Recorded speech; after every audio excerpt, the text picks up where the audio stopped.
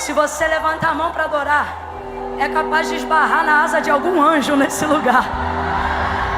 Se levantar mais um pouco, é capaz de sentir a orla do meigo Nazareno passando em nosso meio, porque Ele está aqui. Aleluia.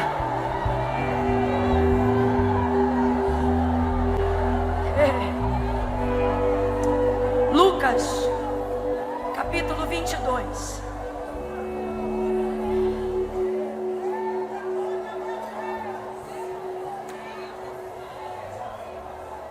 A partir do verso 31 em diante. Lucas 22, a partir do verso 31 em diante.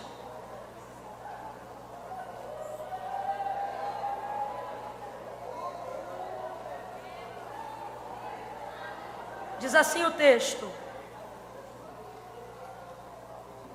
Simão, Simão, Satanás vos pediu para peneirar como trigo. Satanás vos pediu para peneirar como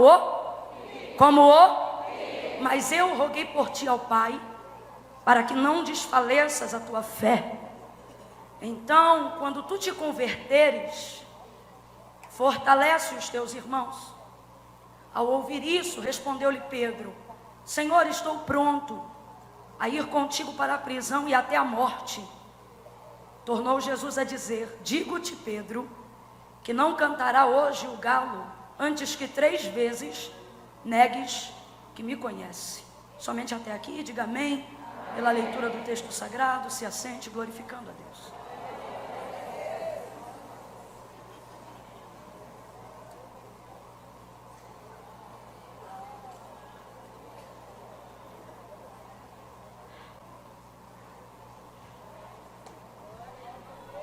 Glória a Deus. Glória a Deus.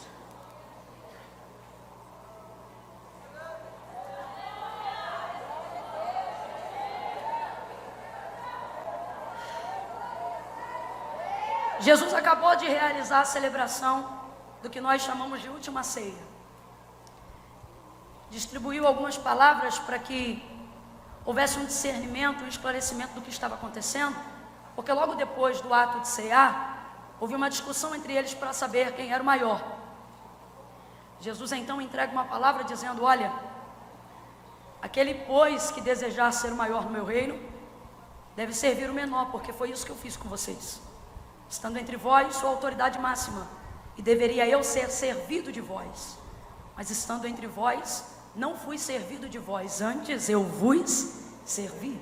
Fazendo alusão ao momento do ritual da lavagem dos pés, quando Jesus colocou a toalha na cintura, se colocou na posição de um servo ou de um escravo da casa e lavou os pés dos discípulos, dando para eles o entendimento de que Jesus se ausentaria do meio deles. Então eles precisavam gerar crescimento e maturidade para conseguir lidar com tudo aquilo que Jesus ensinou, porém agora, na sua ausência, uma vez que ele morreria.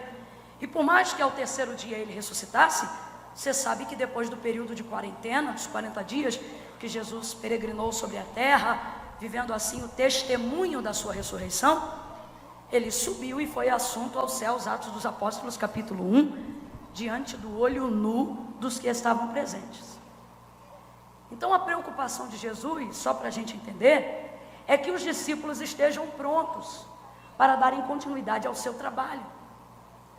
Ontem nós aprendemos aqui que devemos ter paciência uns com os outros, assim como Jesus demonstrou perseverança com seus discípulos.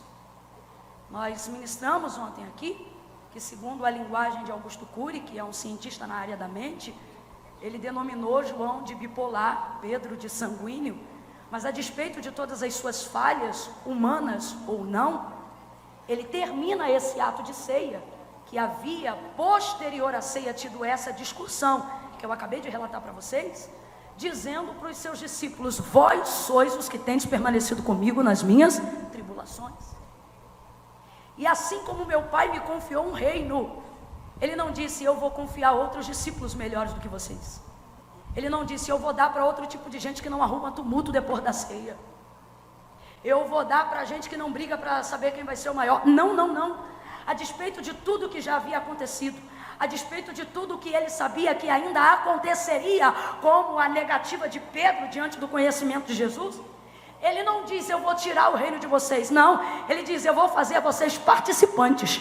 Aquilo que o meu Pai me deu, agora eu compartilho com vocês. O reino de Deus. Veja, a paciência de Jesus em compreender que quem está crescendo ainda não está pronto.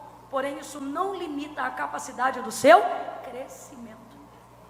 Vai crescer a despeito de ser sanguíneo. Vai crescer a despeito de ser bipolar. Vai crescer a despeito de ter que estar tomando temporariamente Rivotril. Vai crescer a despeito de ter falhas. Vai crescer mesmo tendo defeitos. Vai crescer mesmo ainda lembrando-se de algo que cometeu no passado. Vai crescer. Você está em crescimento. Agora aqui, um ponto de equilíbrio de entendimento. Não é porque eu não estou pronto que significa que eu não estou crescendo. Vamos lá. Não é porque eu não estou pronto que significa que eu não estou crescendo. Não é porque eu estou crescendo que significa que eu já estou. Você precisa, assim como as estações respeitam umas às outras, nós precisamos respeitar esse tempo da nossa vida. Que tempo é esse? Tempo de crescimento. Agora precisamos compreender que em quem Deus investe crescimento, Deus espera amadurecimento. Eu quero que você fixe isso na sua cabeça. E para isso não ficar só nas minhas palavras, você vai completar para poder gravar e escrever na tábua do seu coração. Em quem ou a quem Deus investe crescimento, Deus espera. Ficou fraco para a quantidade de mulheres que tem aqui. Se Deus investe crescimento, Deus exige. Tem que amadurecer. Dá uma olhada para ela e diga, você vai crescer e vai amadurecer.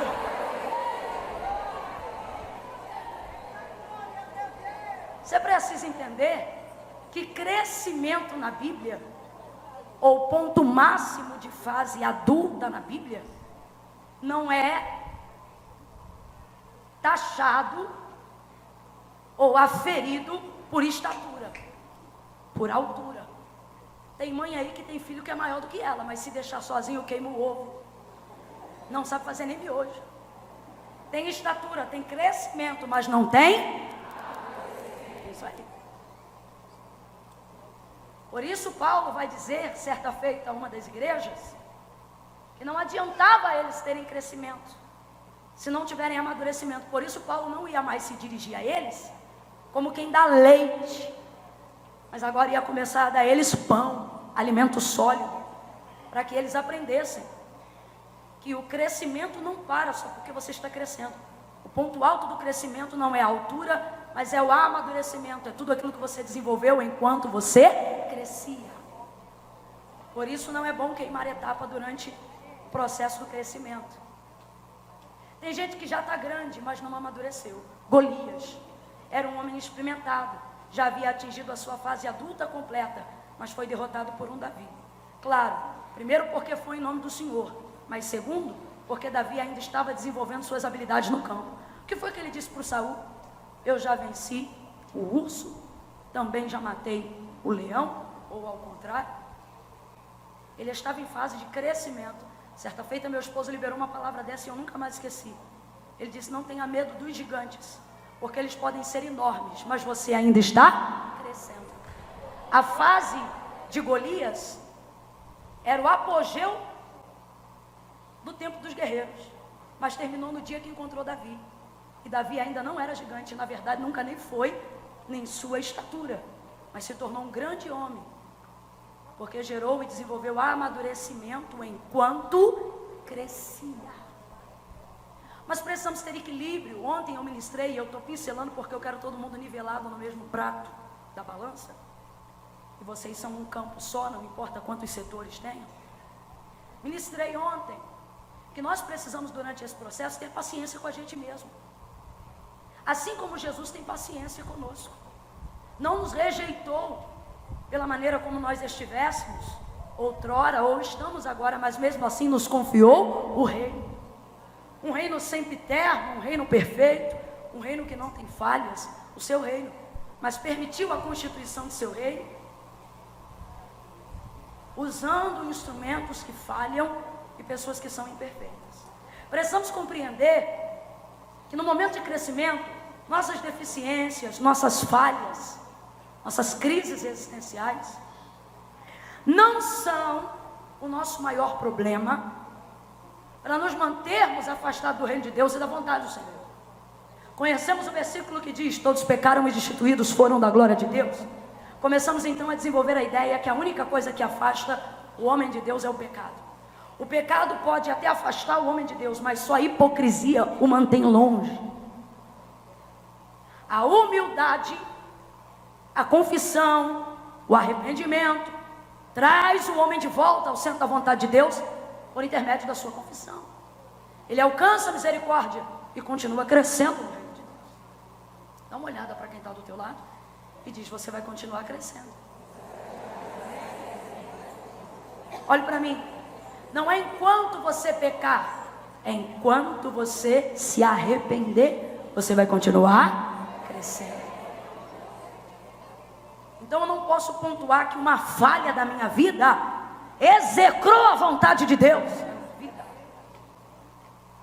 Eu não posso permitir que porque eu tenho deficiência na área B ou C, eu não esteja apta para viver aquilo que Deus quer que eu viva. O poder do Senhor não se aperfeiçoa na nossa força, mas na nossa. Aquilo que nos afronta não nos distancia, mas nos leva para o altar da graça de Deus, da sua misericórdia. Você acha que as fortes fizeram inscrição para o seminário? Não, as fortes já sabem tudo. As fortes já estão prontas e não precisam aprender mais nada. Estão aqui as que reconhecem que ainda precisam aprimorar os seus conhecimentos, corrigir as suas falhas, potencializar a sua capacidade. Compreendendo isso, Jesus os ensina e os adverte, e dá para nós essa lição. Ele tem paciência conosco a despeito de como nós estamos, e isso nos obriga a ter paciência com quem ainda está em crescimento. Ah, fulano é chata, mas está crescendo igual você. Ah, mas a outra tem a língua afiada, mas ainda está. Você precisa ter paciência com quem está. Tem uma fase da criança, e quem já foi e tem memória infantil lembra disso, e quem tem filho ou filha sabe o que eu vou dizer agora. É a fase que a criança não tem idade mais para ser um bebezinho, e também não tem ainda idade para tomar conta de sua própria vida. Então, vez ou outra, ela lidar com uma mãe que olha para ela e diz: para de graça que você não é mais criança. Uma mãe assim, bem tranquilinha, igual a minha foi. Para, tá chorando por quê? A mãe fala igual menino direito. Ainda mais se tiver irmão mais novo, quer voltar a falar igual criança, né? Aí, toma uma bronca da mãe e do pai. Faz assim, faz assado, para de falar igual bebê. Mãe, bate o feijão para mim. Não vou bater, vai comer caroço. Tem mãe aí que quer dar trabalho para a esposa, aí tá lá marmanjo. Eu não como caroço. Minha mãe só me dava o caldinho. Vigia. Aí a gente diz: você já é grande. Não é assim? Daqui a pouco ele diz assim: mãe, posso dormir na casa do fulano? Não! Mas todo mundo vai. E aí toda mãe já sabe o jargão da mãe. Você, né? Você ainda é um menino. Você não se manda. Mas você disse que eu não sou criança. Pois é, não é mais criança, mas também não é adulto. Você está. Crescimento requer controle. João capítulo de número 15. Ele diz: meu pai, disse Jesus, é o agricultor. Meu pai é o agricultor. Eu sou a videira, vocês são as varas. Toda vara que em mim dá fruto eu corto, para que dê mais. Traduzindo para essa manhã: toda vara que eu vejo que está crescendo aceleradamente, ou seja, tem projeção de crescimento, eu corto. Grandes ministérios são vividos por intermédio de gente que não se rebelou diante da poda. Tens uma líder severa? Tens um pastor que liga para você porque você não vai ao culto? Agradeça, porque enquanto muitos desfrutam do que chamam de privacidade, você sim está vivendo um nível de controle. E o nível de projeção da sua vida depende o quanto você aguentar viver isso. Tem gente que diz, eu vou embora daqui porque pastor não me manda. Eu vou sair fora daqui porque dirigente do círculo de oração não toma conta de minha vida. Você sabe por que eu estou aqui? Porque eu não saía de casa para poder tirar dias de férias. E olha que eu não mandava no meu nariz, não. Eu já tinha a autonomia dos meus pais para poder fazer uma coisa e outra que permitisse. Mas eu ia lá e dizia, pastor, tal dia e tal assim, posso ir? Estou liberada. Tem crente que tira férias, a gente nem sabe. Vai arrebentar em tudo que é boca do balão aí, vai dar tudo certo. Mas tudo que precisa romper na horizontal precisa de autorização vertical. Não despreze o controle que Deus entrega na mão de líderes. Olha o que, Camila, mas fulano vai me controlar, irmão, não é a vida toda. Mas para que, olha o que Jesus está dizendo. Quando eu vejo que está dando fruto, eu vou lá e... Para quê? Para acabar com os frutos? Não, para que dê mais fruto. Mais fruto. Mais fruto. Quem quer viver maturidade de crescimento precisa submeter-se à autoridade que a videira constituiu. Corta para dar mais fruto. Vai ter controle sim. Filho que não é controlado no período do crescimento não está preparado para viver na sociedade. Essa galera quando cresce vê o sol nascer quadrado. Por quê? Porque às vezes teve uma mãe que teve que se dividir em tantos afazeres que não entendeu que a prioridade estava no crescimento do filho. E aí quando cresce, o camarada não... Isso não é só quem tem dificuldade na vida não.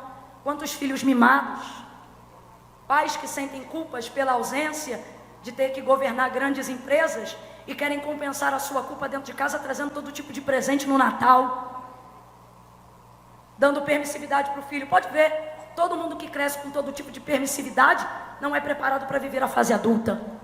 Vem para a rua e acha que pode fazer tudo que quer, puxa arma para qualquer um só porque tem porte de arma. Não é assim.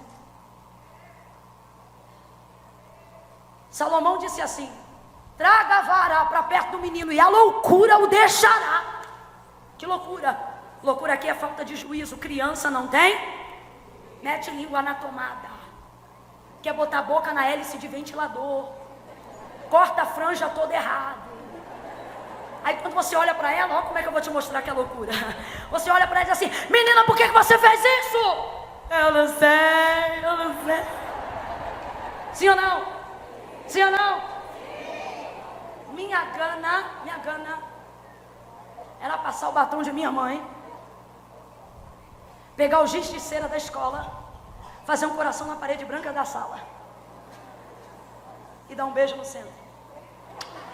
O batom de minha mãe, parede branquinha da sala. Minha mãe chegou, falou uma vez, limpou a parede. Eu fui lá na outra semana e fiz de novo, minha mãe me bateu.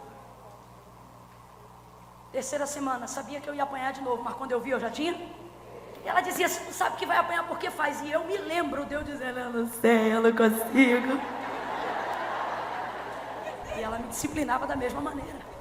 Para que eu entendesse que liberdade não é viver à vontade de todos os meus desejos, mas é autoridade para controlar eles. Isso é autoridade, isso é liberdade. Quer ser alguém de autoridade? Submeta-se às autoridades. Quer exercer liderança? Submeta-se a líderes. Quer projetar-se depois? Respeite a projeção de quem veio antes. Meu pai é agricultor, eu sou a videira, vocês são as varas. Toda vara que em mim dá fruto, eu corto para que dê ainda mais. Eu não preparei essa introdução, não era o que eu queria falar, mas eu já vi que esse culto não está normal mesmo. Quantas pessoas gerando complexo de inferioridade, porque acham que o líder não apoia. Só que Deus vai me dar uma visão de fora hoje para eu mostrar quem é você dentro desse contexto. Você pode pregar muito, pode ter convite pocando. Não vai valer a pena se para você realizar isso, você entrar em divergência com a sua liderança pastoral. Vou contar para vocês rapidinho uma experiência. Eu sempre amei fazer a obra de Deus. Quando eu conheci Jesus, irmão, você não está entendendo, eu não nasci num lar evangélico. Quando eu conheci Jesus, eu fiquei muito gamada nele, você não está entendendo. Eu fiquei assim, sabe quando? Esses dias eu encontrei um irmãozinho, aí ele é ligado no 320 o tempo todo, glória a Deus, aleluia, responde as coisas que não tem nada a ver, ele está ligado em outra conexão. Porque ele cuida de uma casa de recuperação, então ele faz muito jejum, muita oração, lê a Bíblia o tempo todo, o cara está ligado em outra atmosfera. Eu cheguei para a Raquel e falei assim, Raquel, esse irmãozinho é meio doidinho. Esse irmãozinho, ele é meio desligado. E a Raquel disse assim, não, Camila, por causa da obra que ele faz, ele é tão ligado que ele não desliga. E esse é o problema, porque a gente é carne, é ser humano, vai no sacolão, vai, né? E não dá para ficar ligado nessa vibe o tempo todo, só que é por causa da necessidade do camarada. Só que eu era assim, quando conheci Jesus. Os meninos queriam me namorar e eu não queria beijar na boca, eu queria ser o nuca de Jesus. Eu falei, eu nunca vou namorar, eu nunca vou casar, eu vou ganhar esse mundão. Eu vou pregar para todo mundo, eu vou fazer isso, eu vou fazer aquilo. Eu vou ser tão santa, tão santa, tão santa, que quando eu passar, os endemoniados vai tudo manifestar. Jesus vai curar todo mundo de uma vez só. Porque eu não vou pecar, não vou fazer isso, não vou fazer aquilo. Eu vou ficar só no quarto orando, consagrando. Alguém dizia assim, vou para o monte. Eu dizia, estou indo também, me leva. Era monte de manhã, era monte de tarde, era monte de noite. E meu marido me namorando, querendo. Eu dizendo, esse filho do pastor é desligado, eu não quero nada com ele. Eu quero Jesus, eu não quero perder tempo com nada, eu não quero, fiquei loucona, só queria Jesus. Aí Jesus começou a usar os vasos e dizer assim, tenho eu pressa, tu vai casar, eu te vesti de noiva. E meu marido tentando, e eu nada. 1 ano ele investiu em mim. 1 ano, mano, 1 ano são 365 dias. Para um garoto de 17 anos isso é muita coisa. 1 ano. E ele investindo, e eu nada. Aí ele mandava flor. Dia do meu aniversário ele me dava presente, um de manhã, um de tarde e um de noite. Eduardo, se você estiver assistindo, eu mando você voltar às primeiras obras. Viu? Um de manhã, um de tarde, um de noite. Vai ouvindo aí. Só que uma hora ele cansou, que eu não dava bola nenhuma. Ele era do campo, ele era da congregação e eu era da sede. Porque ele ajudava a irmã na igreja filial e eu conhecia Cristo na sede, fiquei na sede. Então ele terminava lá, saía antes do culto acabar, só para poder chegar e dizer que queria me levar em casa, com o carro do pai. E dizia, pai, vai a pé, por favor, deixa eu levar ela. Um dia ele cansou disso tudo, parou. Menina, meu mundo caiu. Eu não sabia, porque tudo que dá investimento uma hora gera retorno. Eu não sabia mais daquilo. Eu falei, meu Deus do céu, eu estou gostando desse menino, Jesus. E eu achava ele tudo, achava ele metido, achava ele isso, achava ele aquilo outro. E agora eu achava que eu estava gostando dele. Aí, falei, vou ver se eu ainda tenho poder, vou dar uma quebrada assim de lado. Vou dar um molezinho, vou andar mais devagar do lado dele, para ver se ele, né? Se ele ainda lembra do meu perfume. Menina, eu só joguei um verde, colhi a árvore toda. Ele veio com mais força. Minha mãe, que já era coordenadora dos jovens e conhecia a estirpe dele, porque já coordenava ele há alguns anos, dando maior força. Ele já tinha falado com a minha mãe. Quando chegou em casa, no dia que foi me levar, minha mãe olhou para mim e disse assim, eu vou tomar um banho. Disse para minha irmã mais nova, vai fazer isso assim, assim no quarto. Olhou para ele como quem diz assim, agora, meu filho. Minha mãe saiu, ele foi chegando perto. E eu, menina, eu não nasci na igreja, mas nunca tive vida assim, regrada no mundo, não. Quando eu conheci baile funk, eu queria ir, era para dançar mesmo. Os meninos queriam beijar na boca, eu nunca queria, não. Veio ele chegando, e eu pensando, cara, ele vai beijar. Eu disse, meu Deus, mas se eu fugir, aí não vai dar de novo, mas se eu ficar... E eu pensando assim, Meu Deus do céu, você vai beijar? Beija logo, menino, que eu estou numa guerra aqui. E ele veio, beijou, caí nos lábios de Eduardo e descobri que seu amor era melhor do que o vinho. Beijei. Minha mãe saiu do banheiro, deu uma olhada como quem diz assim: deu certo, meu filho. Deu certo. Namorei, noivei e casei com ele. Vou fazer bodas de cristal em 2020, 15 anos de casado. Desenvolvi um ministério muito cedo entre as irmãs. Quando Deus começou a indicar projeção de crescimento, eu descobri que casamento não é impedimento, mas é autoridade. Descobri que eu podia continuar fazendo a obra de Deus com muito poder e com mais unção.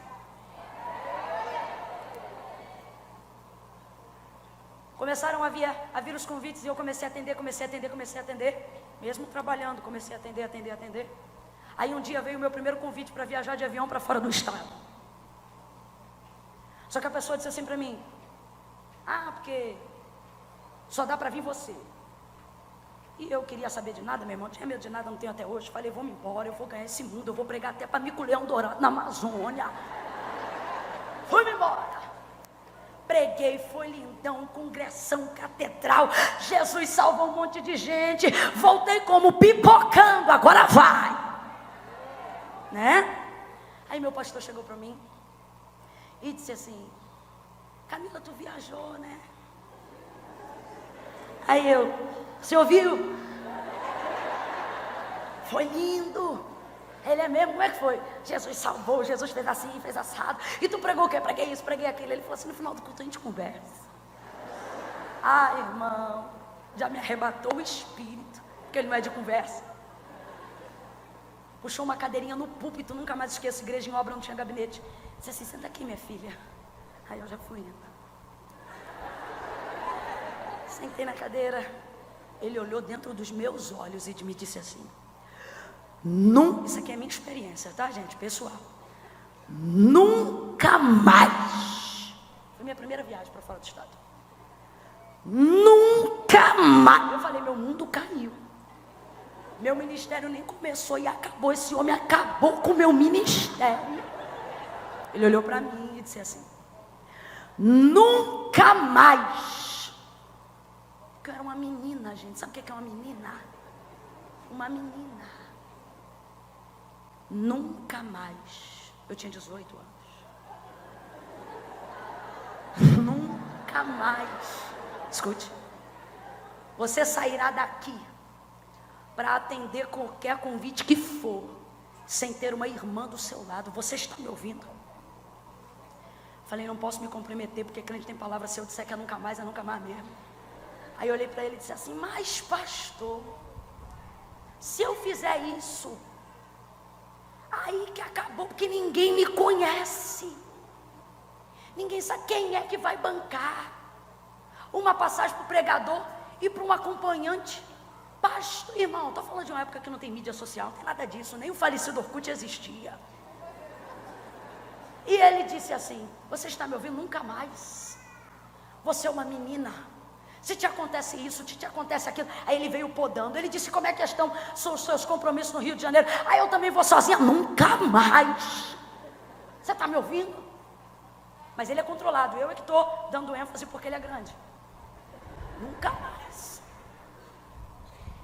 Pastor, mas então acabou. Tá bom, o senhor que manda, mas então acabou. Aí ele me disse assim: você só vai passar pelas portas que tiverem o seu tamanho.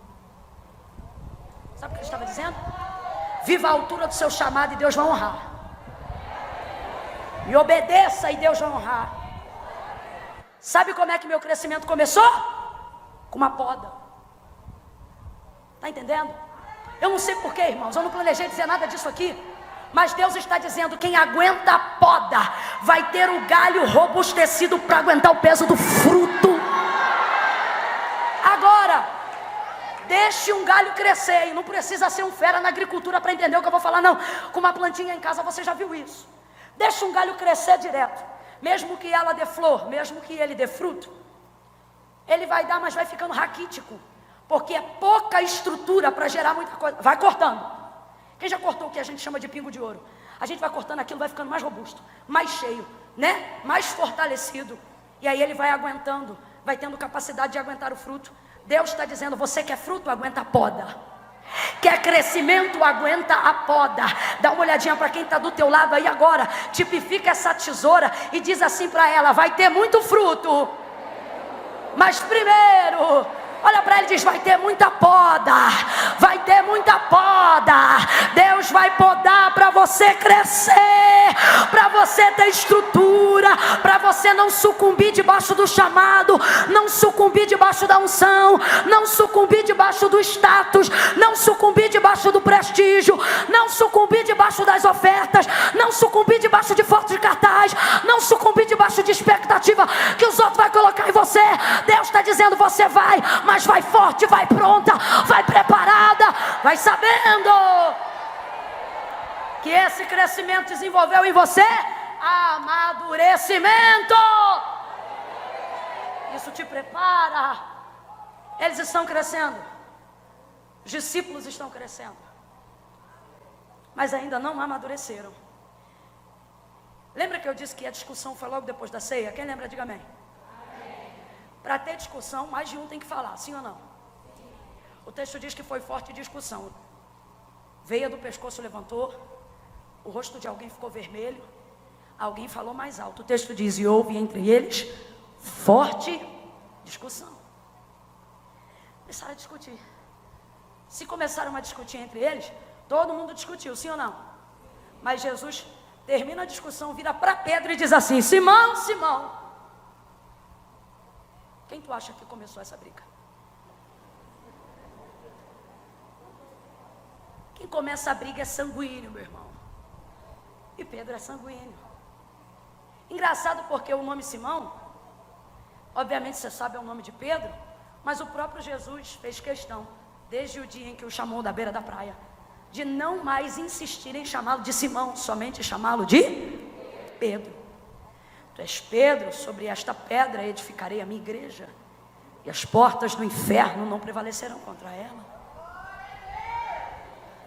Escute aí. Mas olhou para ele e disse, Simão, Simão. Qual foi a única vez anterior a esta que Jesus chamou Pedro de Simão? Quando Satanás passou tão perto que entrou. E quando Jesus falava da obra do Calvário por enigmas, dizendo sobre a sua entrega para a crucificação, Pedro disse o quê? Não faça isso contigo mesmo. E Jesus disse, para trás de mim, Satanás. E nessa hora no texto ele está se dirigindo a Simão, porque Simão é tipologia da sua natureza caída. Isso fala sobre o seu homem original, isso fala do seu homem interior. Posterior a isso, Jesus, em uma outra oportunidade, na verdade o próprio Deus, chamou Pedro novamente na casa de Simão. Já era Pedro, mas quando lhe mostrou o lençol que descia, e dizia a voz, e o vigia do céu, mata e come, Pedro.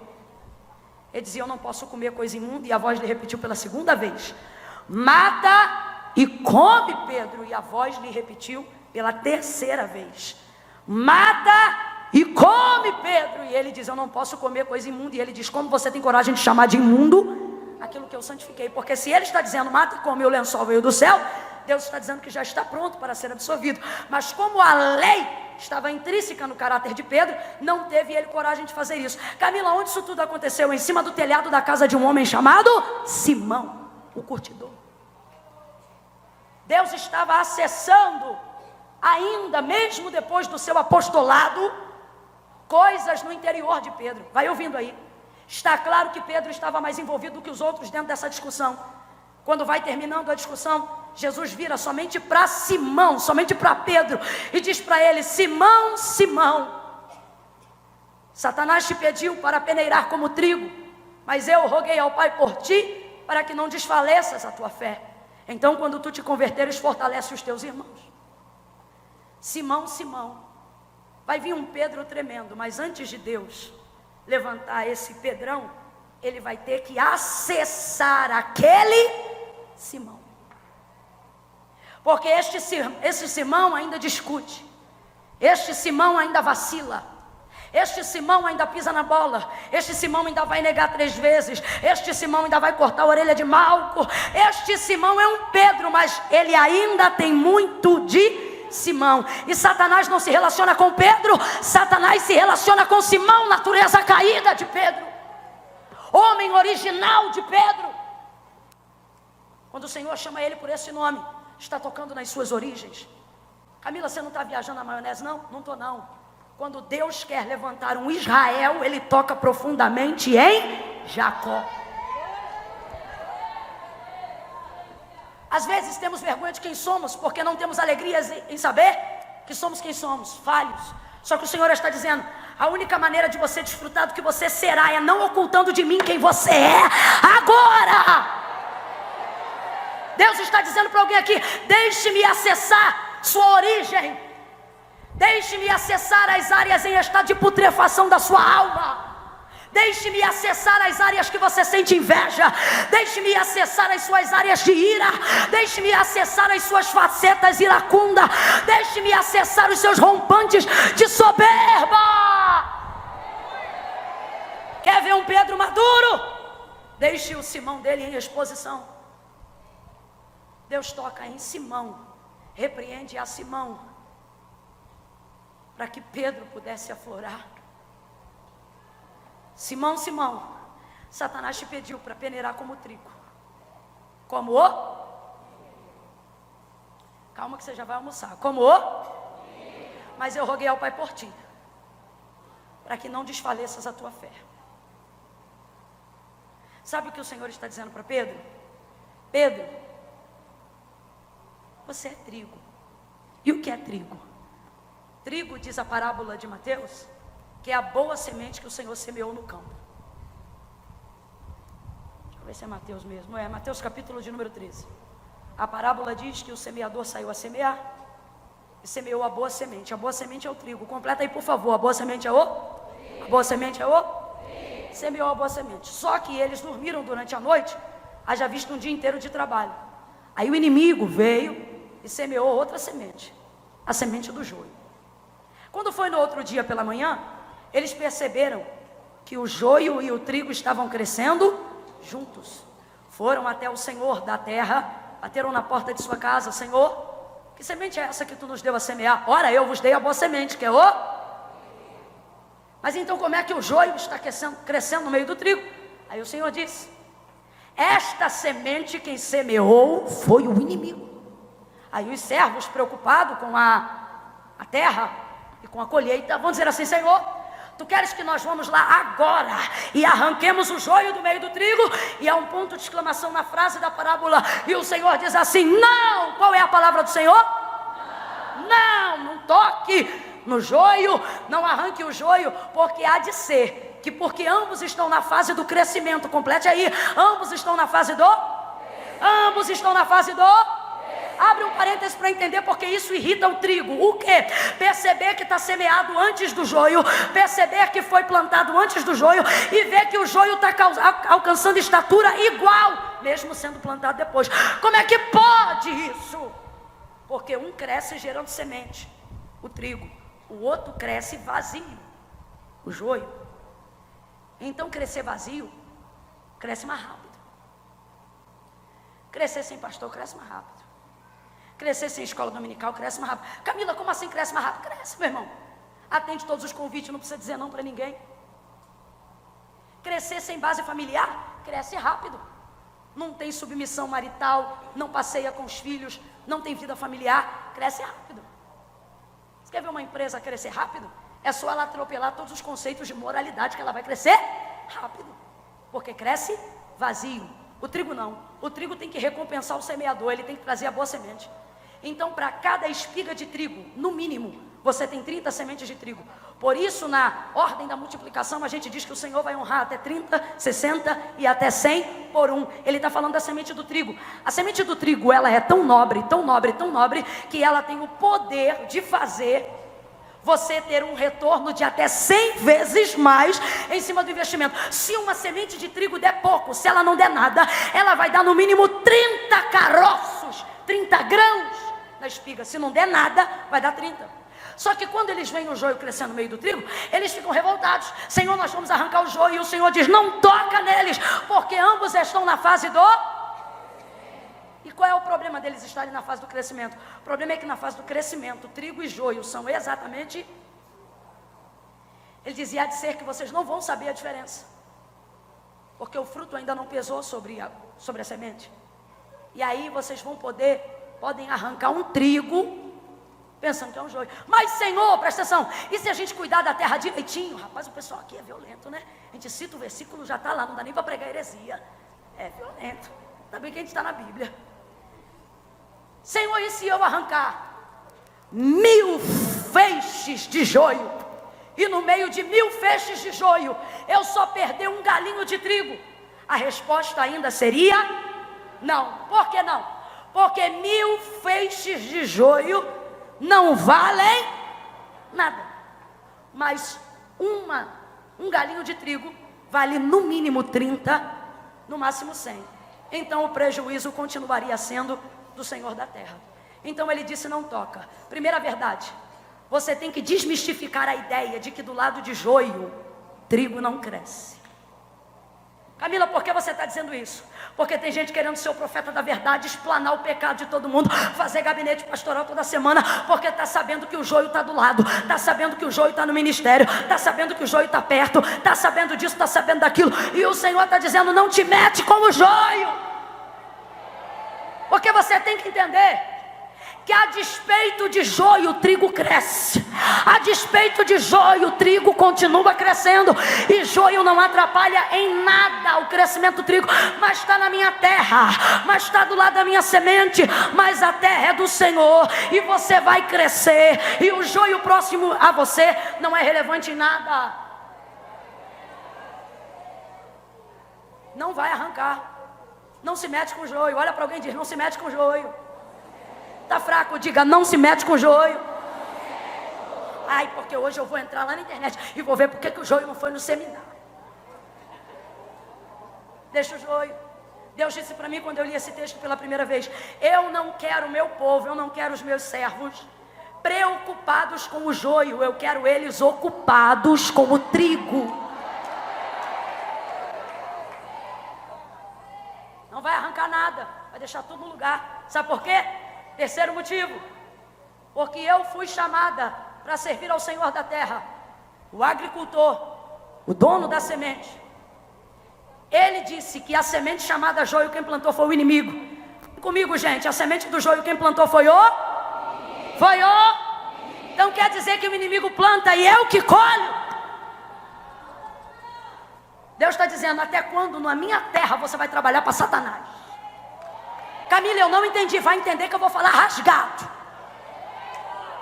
É crente, é mulher de Deus, foi chamada para fazer a vontade de Deus, mas quando vê Satanás semeando, vai lá, porque alguém tem que falar. E quem disse que é você? Ah, porque alguém tem que resolver.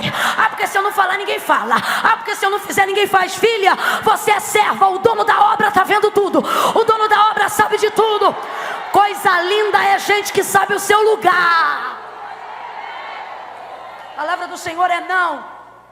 Ai, Camila, mas é porque eu estou sabendo. Quando um sabe, mais gente sabe. Só quem está pecando que acha que não sabe. Deixa lá. Deixa quieto, não toca, não mexe. Camila, você está sendo conivente com o pecado? Não. Estou sendo conivente com as prioridades do reino. Se para expor o joio eu tiver que arrebentar com uma família de trigo, deixa o problema do joio na mão de Deus. Eu não vou inventar respostas quando eu não tiver respostas. Eu não vou inventar reunião quando eu não tiver posse da verdade. Eu não vou botar de frente quem não tem fatos para dizer a verdade. E o joio, Camila? O problema do joio, deixa ele crescer. Porque o crescimento do joio não atrapalha o crescimento do... Quando Jesus diz a Pedro, Satanás te pediu para peneirar como trigo, ele está dizendo, Pedro, você é a boa semente. Então diga para mim, a essência de Pedro é boa, a chamada de Pedro é boa, o investimento de Pedro é bom, a alma de Pedro é boa. Quem está me ouvindo, diga amém. Quem ainda está comigo, diga glória. Ele está dizendo, Pedro, você é bom, mas Satanás te pediu para peneirar, mas eu roguei ao Pai. Aí a gente que está aqui, olha para um texto desse e diz assim, e deu a ele livramento. Por quê? Se trigo tem que ir para a peneira mesmo. Se é trigo tem que ir para a peneira, porque é a peneira que arranha a casca e libera a semente. Então trigo tem que ir para a peneira. Só que qual que é o problema? Pedro é bom, Pedro é trigo, está crescendo, mas ainda não está pronto, não está maduro. Porque o trigo demora mais para amadurecer, mas ainda é trigo. Pedro é bom, mas não está pronto. Quando ele diz, te pediu para peneirar, ele não falou como joio. Ele disse, te pediu para peneirar como? Porque você é bom, Pedro, mas você não está pronto. Não fica achando que você está pronta só porque você é boa. Não fica achando que você está pronto só porque você é bom. Eu roguei ao Pai por ti, por quê? Porque o agricultor quer honrar o investimento. Imagine você investir numa semente, investir num campo, investir numa terra, e depois aquilo dali para a peneira antes do tempo. Vou te falar o que acontece com o trigo novo. Trigo novo ainda é apegado à casca. Completa para mim para eu saber que você está comigo. Trigo novo ainda é apegado a... Ele depende dos nutrientes da terra. Isso é o início da nossa caminhada com Deus. A gente depende do que tem para saber quem a gente... Casca, terra. Quando é que o trigo fica maduro? Quando a semente solta da... Estado de amadurecimento. Já não precisa mais de nada da terra para saber quem ele... Está pronta a semente. Já viu crente cheio de Deus, cheio de obra, morrer? Já viu? Eu já vi. Você vai no hospital para dizer assim, eu vou lá orar para fulano, fulano vai levantar. Só que ele já está solto da casca. Está maduro, já criou os filhos, fez a obra de Deus, não está nem aí. Aí os filhos estão desesperados, todo mundo, pastora, vem orar, todo mundo vem orar. A gente vai como? Virado no jejum. Jesus, tu vai levantar esse homem hoje. Quando a gente chega no lugar, já é estranho. Porque o lugar que é uma UTI, um lugar, né, pesado, parece que o céu está aí. Aí você já diz, pastor, eu vou orar pelo senhor. Aí ele já diz, pelo quê? Não, porque o senhor vai restaurar. Não vai não, minha filha. Nem ora, nem quero. Como assim? Ele diz, já vi portão, já vi pastor dizer, já vi portão. Já ouvi um pedaço da canção e aqui eu não fico mais. Mas sua filha, se eu não sei o quê. Tem um pastor lá no Rio de Janeiro que ele sabia tanto que ele ia partir, que ele disse assim, traga aqui meus 7 filhos. E ele foi em escala com a mão direita, em cima da cabeça de um, igual Jacó. Pá, pá, pá, pá. No final, vamos orar? Não, o homem recolheu, foi cantar com o Senhor. Aí você vê aquele semblante, deu tempo de orar, a família desesperada, e o cabra assim, soltinho da casca. Já vi dirigente do círculo de oração se despedir de todo mundo. As dirigentes ficaram com medo agora, fica tranquila. Estou falando de uma que eu conheci. Se despedir, tanta certeza. Quem aqui já sentiu o peso da glória e da salvação sabe do que eu estou falando. Eu já tive uma experiência num culto, aonde eu senti a presença de Deus de uma maneira como nunca antes. Ali eu entendi o que era a alegria da salvação. Irmão, eu amo minha família, eu amo meu marido, eu amo minha casa, eu amo a obra de Deus. Mas pense numa hora que quando eu fui invadida desse gozo na alma, eu dizia, eu não quero mais nada, me leva agora. Falava isso consciente, era um gozo na alma. Tem gente que já atingiu essa maturidade em tempo contínuo. É quando solta da casca. Vai ouvindo aí. Trigo maduro você joga na peneira. Porque toda ferida que a peneira vai causar vai bater só na casca. Não vai ferir a semente, porque a semente já vai estar solta dentro da casca. Aí a peneira que vem para ferir, de vez prejudicar a semente, ajuda, porque ela abre a casca e a semente libera. Camila, eu não entendi, vai entender. No tempo da maturidade, o que falam contra a gente só bate na casca, só ajuda a gente a vir para fora, só ajuda a gente a chegar mais perto do celeiro. Dá uma olhada para quem está do teu lado e diz assim, viu o que falaram de tu? Se ela já tiver nova, ela vai dizer assim, o quê? Mas se ela for madura, ela vai dizer, fiquei sabendo. E aí você vai fazer o quê? E ela diz nada, porque bateu só na casca. Eu tô tranquilinha. Tranquilinha. Só que Jesus está dizendo, Pedro, na peneira, agora não. Por que não? Porque ele ainda é Simão. E eu estou investindo muito tempo. São 3 anos e meio de investimento, eu disse ontem aqui. andando com ele, dormindo com eles, ensinando eles, advertindo eles, admoestando eles, talhando eles, podando eles. 3 anos e meio de investimento.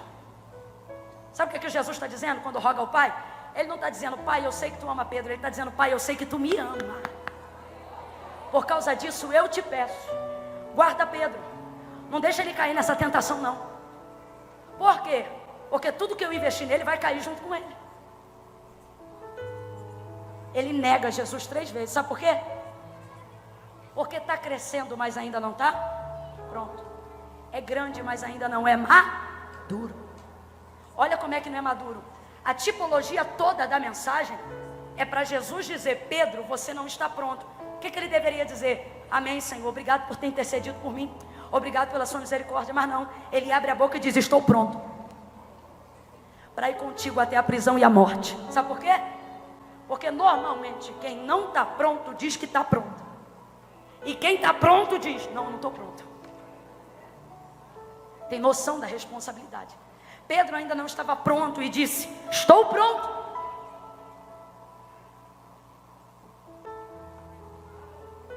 Jesus disse: ainda hoje, antes do galo cantar, você que diz que está pronto vai me negar?